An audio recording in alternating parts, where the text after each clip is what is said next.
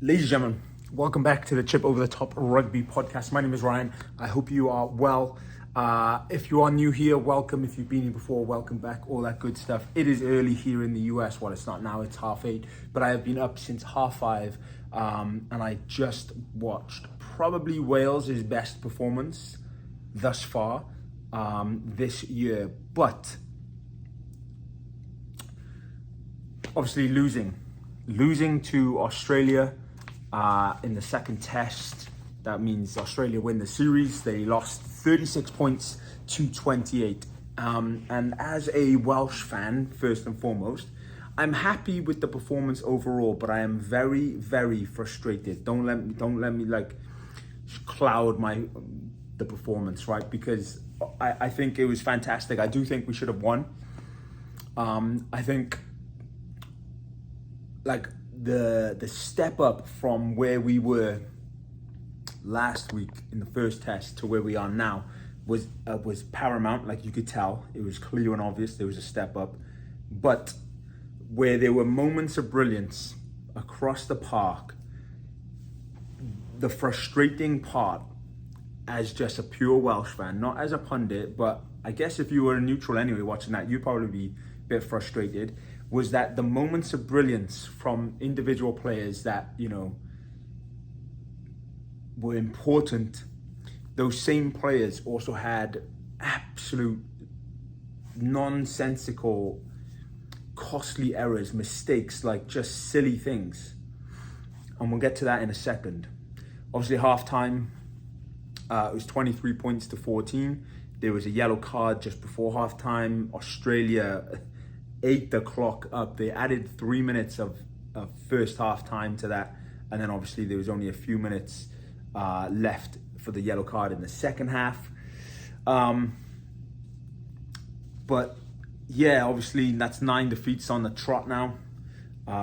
You would think that Wales will, you look at that squad, you think Wales should beat the Queensland's Reds, but again, it's going to just depend on the squad that he picks. Is it going to be the same squad to give them redemption, or are we going to see some changes? We'll get to that in a second. But yeah, so let's just start from the top, shall we? Obviously, Wales losing 36 points to 28. Importantly, scoring 4 tries. Missed penalty from Thomas at the beginning, I think, was kind of costly. But yeah, Derry Lake scoring 2 from Mauls. Line-out was on point. The attacking line-out was good when it needed to be. Australia still got the better of us in certain parts, which was quite frustrating, especially in the first half where it was a forced error, basically. And what happened is that Wales were trying to rush before the Australian second row, who got the yellow card, to come back on. If you look at it, Wales rush, and it messes up their cadence and messes up the lineup on that one. Yeah, so that was really frustrating. Obviously, Derry Lake got the 2, Liam Williams 1, and then a brilliant try from Rio Dyer as well. And then you thought Wales are back in the game, but Wales shouldn't have been back in the game. Wales at that point would have been up front. They would have been on, ahead of Australia. So yeah, obviously the yellow card, Australia eating time at the first half going into the second half.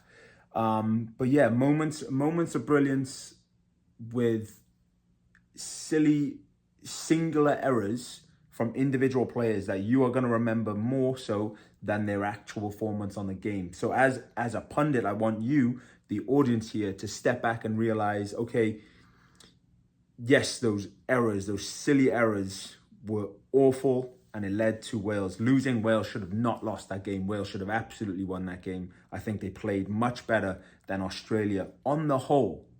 But Australia capitalized most on those costly single errors that we're going to talk about right now. So, obviously, the big one, right? Liam Williams. He should have just let that ball go out. He should have let that ball go out, because the kick was going out at the 10-meter line, obviously inside the Welsh half, but on the 10-meter line.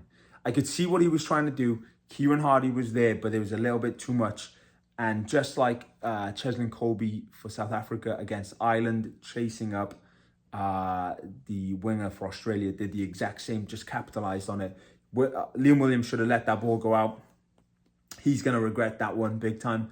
He should have let it go out, and then Wales would just be defending from the 10-metre line, and that would probably be a bit better from a defensive standpoint than obviously what happened. So that is the costly error that you will remember from Liam Williams. But obviously Liam Williams did score a try, brilliant little pop pass from Cam Winnett. His first try, in a while. I think first try against Australia actually. And also, he was brilliant in defence when we needed him the most. On the 22, for example, several occasions, he was in, over the ball, secured the turnover and penalty. So he was brilliant in defence, good in attack. But the only error that we are going to remember is that line out, not letting it go out and just trying to keep the ball in play. So, yeah, frustrating on that one. Another big one that we're going to think. So obviously Cam Winnett, I think overall was fantastic during that game, but the one big error was the missed aerial catch in the first sort of 10 minutes, which led to Australia's first try.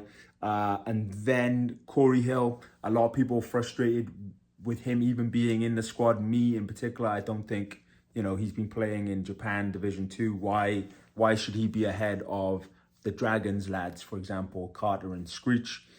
So that people are going to be like, why is he in the squad, right? I certainly was under that impression. And then obviously, we're going to think about, we were in the Australian 22 and then he knocks it on in the line out. People are going to remember that. But on the flip side, he did help set up Dyer's try. So I want you to remember that. Obviously, the Tunza was fantastic, charging down defensively, and he didn't carry as much as I would hope, but he did play a lot better there, especially around the fringes where we needed him the most.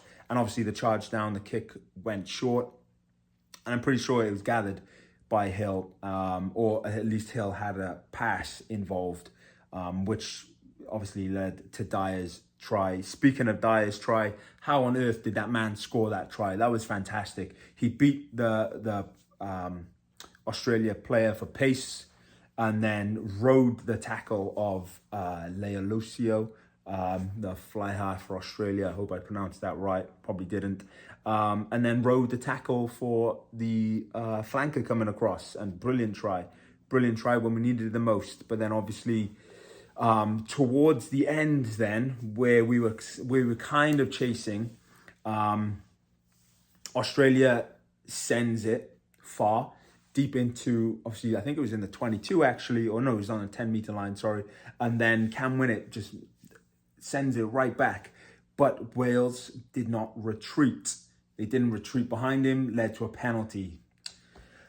And then, one of the other compounding sort of errors just towards the end was the bad pass from Kieran Hardy, because we were chasing and we were trying to chase and play too much in order to score, purely out of frustration, I think, more so than anything. But I'm not entirely, sure what to make of that performance. Obviously, scoring 4 tries against Australia is a step up from what we did last week. I do think the performance overall, let me know your thoughts below, was much better. I did obviously appreciate the consistency in the selection going into this game. Again, with the bench, I wasn't sure about it. I do think, Costello added a sort of different dimension when he came on. But again, Ben Thomas, besides the missed penalty, was very good today. And I would very much appreciate seeing him playing at 10 moving forward, both for Wales and Cardiff. But obviously that is not going to happen. And this is where I'm like, well, if it's not going to happen at regional level, the only time that he's ever going to play 10 is for Wales. He's obviously not going to get the game time and that consistency going forward. So we need to, honestly, Wales and Cardiff need to sit down and be like, hey, if we want Ben Thomas to play at 10, goodbye Tinnis, or sorry Sheedy, you're not playing 10. You're going to be on the bench, and it's going to be Ben Thomas. So we'll see what happens there. But yeah, that is 9 defeats on the bounce for Wales. Record, almost equaling the record of 10 defeats on the bounce. And it's going to be tough. Obviously, we play Queensland's Reds. I'm not sure if that will... I'm pretty sure that will obviously count as a cap. I don't think it will affect the rankings, but that is a game we should not lose. Like, if we lose that game, wow. It's going to be bad. Because then we go into the autumn. Gatland's going to be on the line.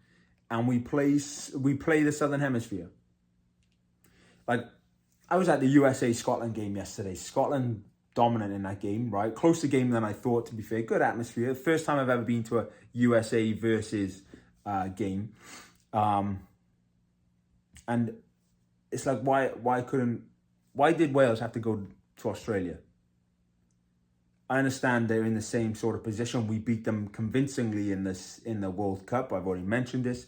But it's a different Welsh squad entirely compared to the team that we had in the World Cup.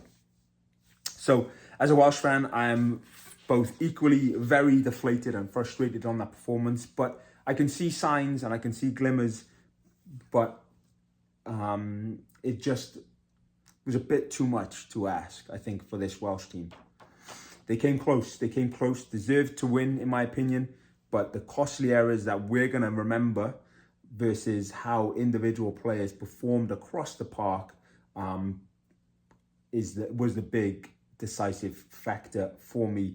Notable, I think, Tane Plumtree played well at 8. He filled in well for Aaron Wainwright. Obviously didn't offer as much power of gain line carrying, but his athletic ability is obviously very notable. So Plumtree played well. I think Ellis Bevan did much better. I do want to say Ben Thomas also played very well at 10, except obviously the missed penalty. It felt like he found his feet a little bit more in that game and offered a little bit more in attack. I also enjoyed when Grady went to the wing because obviously Costello's crossfield kick, Grady almost gathered because of the height. And it did lead to forcing Australia back. So maybe that's something we'll see going forward. Who knows, right? Who knows if that's what we'll see. And we'll get to the Welsh squad for Queensland Reds in a second. But yeah, who else played well? Who else stepped up? Obviously, Dewi Lake. I think the front row did as well. Archie Griffin offered himself a little bit more. Obviously going off for the HIA. Coming back on, did really well. Plumtree, Rafael flying up in the line out. Definitely in the line, defensive line. Slowing the ball down. Getting around the ankles like a little chihuahua. He did very well there. Didn't see too much of the backs, however. Across there wasn't much 10, 12, 13 interplay. Wasn't really an opportunity to do so, which I'm a little bit disappointed by. And I think that is because we don't have a playmaking 12. And hopefully, we see that going forward potentially with the Queensland's Reds squad. So without further ado, let's dive in and just see based off that performance. Let me know your thoughts. Would you stick consistent here? Would you give that team another opportunity, given the fact that they came so much closer this week to just build upon those consistencies, those partnerships? Obviously, playing around with a few positions, I think. Yeah. Okay, let's just look forward, right? So, who haven't we seen? Who possibly deserves to come into the game? I personally would like to see Corey Domachowski start. He's not injured. He is not injured. I've DM'd him on Instagram. He is not injured, just hasn't been selected. So I think Corey gets to start there. I think we obviously need to retain Dewi Lake because he brings so much to the team. Just outstanding. I think Dylan gets an opportunity. Maybe he goes with Griffin again, depending on the HIA and just, you know, if there's any repercussions following that. But I think Archie Griffin did well, so maybe we see him. But it would be good to see Dylan Lewis. He's obviously our best tight head scrummager, I think. And then personally, I would go unchanged for the second row. Why wouldn't you? I think they both need time playing together. And then for the back row, I've gone Tane at 6. He did well at 8, but I really want to see Mackenzie Martin at 8. So I think you go Tane 6, Rafael 7, and Mackenzie Martin at 8. Because who else? You don't really have a specialist 7 apart from Rafael in the squad, really. Obviously, you could move, I suppose, Tunza to 6, but why would you? He's been doing so well at second row. And then I think you go unchanged 9-10, but I don't think that will be the case. I think, honestly, I'd love to see Ellis Bevan go again at 9, Ben Thomas go again at 10, but I think he's going to go either Kieran and Costello, or maybe we see Beetham finally. And then I think Dyer goes again, unless we put Grady there, but that's who knows. I think 12-13 should be Eddie James and Mason Grady, and then we finally see Regan Grace have a pop here, and then I think you go win it at 15. For my bench, I'm not entirely sure. I'll make a separate video on that one, but anyway, that is Wales v Australia. Wales losing 36 points to 28, 9 defeats on a bounce. Very frustrating. Should have won. I'm not the only one that thinks that. I'm pretty sure a lot of you are as well, thinking the exact same goddamn thing. But hey, Ireland v South Africa's on soon. That will cheer me up. Yeah, all the good stuff. Give this video a thumbs up. Subscribe for more. I appreciate you. Diolch yn fawr. Thank you very much. Disappointment, frustrating, glimmers of hope though. Glimmers of hope. That's all I'm going to say. Peace.